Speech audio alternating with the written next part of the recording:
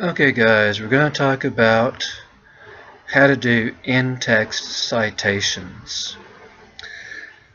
And the importance of doing in-text citations is this, that when you're doing research and you're looking up something, if that idea did not come out of your head, then you have to cite where it came from. Otherwise, technically, you're guilty of plagiarism.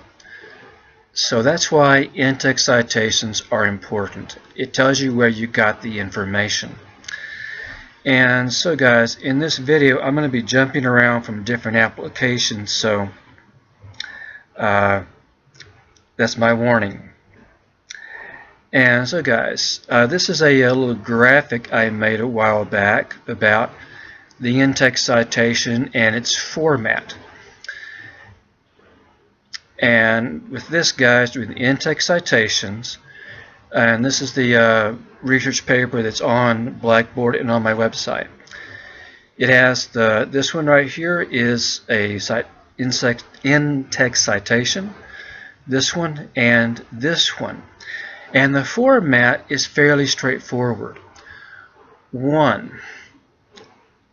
First thing, if you know the author's last name, you put that in and the date, like it is here, like it is in these here. There are sometimes, guys, you will not be able to find the author's last name or know anything about the author, in which case you use the title of the article and then the date. And those are the two options. It's either the author's last name, comma, and date, or title of article and date. And in some cases, you may not know the date, in which you're going to put just the letters N period D period for the in-text citation. And that's basically all there is for the citation. And in fact, guys, what I am going to do real quick is one of these here I'm going to show you here.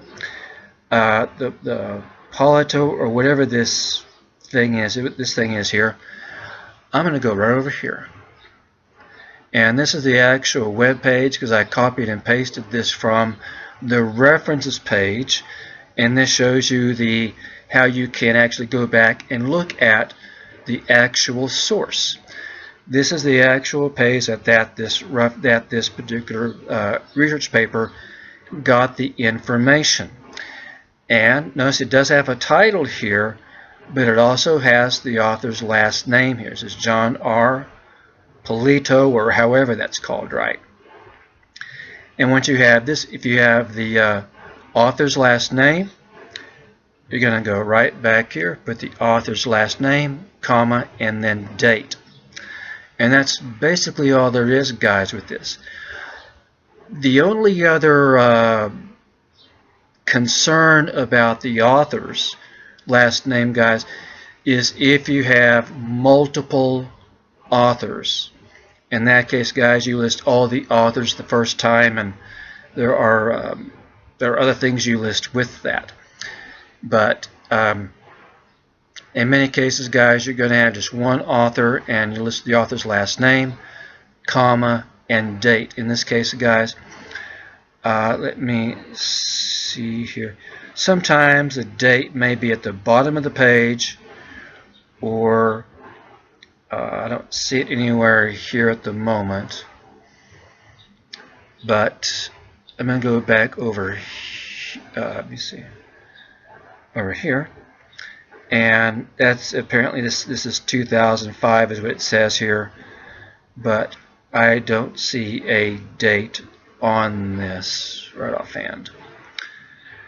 But I'm going to assume that the date is, it may well be that the date is way down at the bottom and I don't see a date. Okay, but sometimes, guys, you're not going to be able to see the date on it, in which you would put in which, in this case, guys, this would be Polito or Polito, no date here, if you cannot find the actual date. And I don't know where the person got the date from.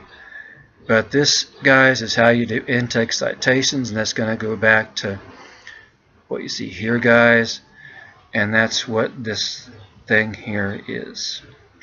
It just shows you where you got the information.